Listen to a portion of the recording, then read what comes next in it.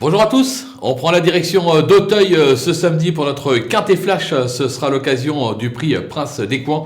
On va évoluer sur 3900 mètres, ce sera des haies avec des chevaux rompus à ce type de parcours et à ce type d'exercice. Et sans plus attendre, nos bases. Avec le numéro 5, Spinozar, qui se montre d'une belle régularité. Il n'a jamais failli sur cette piste. Vu la forme insolente des Chaillé actuellement, difficile de ne pas l'imaginer vaincre dans cette épreuve. On va lui opposer toutefois le numéro 13, Elvis de Balme. Ce Nicole vient de renouer avec le succès sur le steeple d'Auteuil. Il est aussi performant sur les haies. Sur sa lancée, il va falloir compter également avec lui. Le numéro 2, Anuma Freedom, il est de tous les combats, on ne le présente plus, il a fait ses preuves à ce niveau et sur ce parcours. Sa forme est sûre. On va se souvenir qu'il s'était classé 3e de cette épreuve en 2020. Je pense qu'il peut réaliser le même résultat. Du côté des opposants, méfiance avec le 12, grand-oncle, qui se montre impérial depuis le début de sa carrière, que ce soit en steeple ou en haie. Il se plaît sur cette piste, sa forme est sûre, il va falloir compter avec lui également. Le numéro 6, Monty Saga, qui a gagné son handicap sur cette piste en valeur 52. Il a doublé la mise en 54,5, il est aujourd'hui en 59. Où va-t-il s'arrêter? Ses limites sont inconnues, raison pour laquelle je m'en méfie tout particulièrement. Le numéro 9, Radiologue, qui se montre d'une belle régularité depuis le début de sa carrière. Il excelle sur le steeple, mais il fait également bien les balais. Il a été supplémenté pour l'occasion.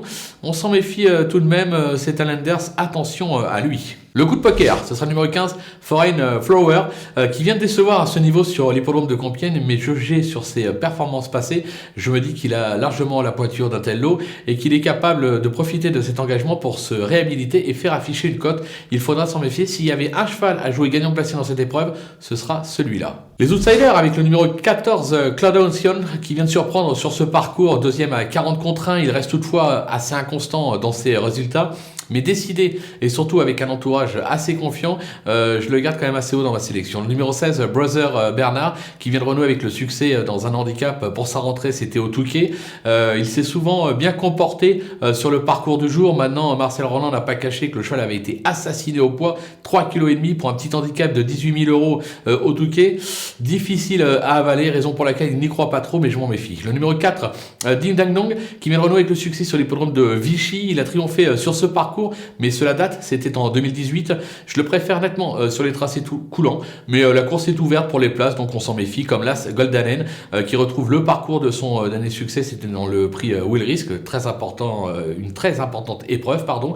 Il rentre sous un lourd fardeau, son entourage dit que le cheval peut manquer, qu'il porte du poids, ils ne sont pas très chauds, mais je m'en méfie également parce qu'en valeur intrinsèque, il a le droit de faire l'arrivée. Le numéro 8, Follow Miss Holder, qui est un pur performeur sur le steeple, mais qui s'en sort aussi également sur les haies. Il rentre après 5 mois d'absence. Là encore, son entourage n'est pas confiant. Ils disent qu'il faudra plutôt le suivre dans les prochaines semaines. Je m'en méfie. Il est capable, là encore, en valeur intrinsèque, de venir accrocher une petite place. Tout comme le numéro 3, Paul XFN, qui a gagné sur ce parcours, c'était en avril dernier, puis pénalisé de 3 kilos. Il n'a pas été en mesure de confirmer depuis. Toutefois, attention, son entourage, là, par contre, est très confiant et dit que le lot n'a rien d'extraordinaire et que le cheval est capable de se réhabiliter, raison pour laquelle je ne l'élimine pas totalement. Les délaissés, avec le numéro 7, Celtior, qui n'est pas tous les jours, mais qui possède des références à ce niveau.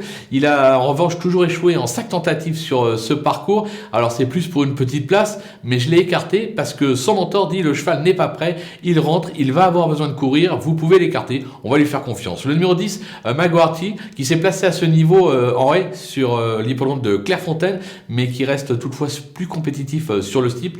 Je le préfère de surcroît sur les tracés coulants, raison pour laquelle je l'élimine. Et enfin le numéro 11, In Extenso, qui a montré des moyens, notamment sur les haies, mais à Pau, mais qui effectue là une grosse rentrée après 9 mois d'absence.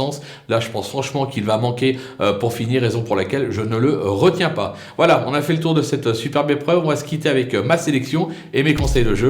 À vous de jouer.